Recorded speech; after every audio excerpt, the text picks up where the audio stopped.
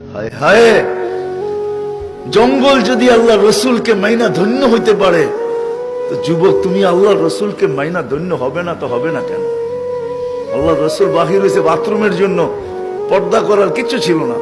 বলছে জাবের, ওই জঙ্গলগুলা ছোট ছোট দূরে দেখা যায়, ওদেরকে বলো না যায় যে আল্লাহ রসুলের জন্য পর্দা করতে। জাবের চিৎকার দিছে, ও ছোট ছোট জঙ্গল, আল্লাহ রসুলের জন্য পর্দা করো। কার আগে কে আসবে? মানুষের চেয়ে দ্রুত গতিতে উঠা ছুটা এসব গোল হয়ে দাঁড়ায় পর্দা করছে।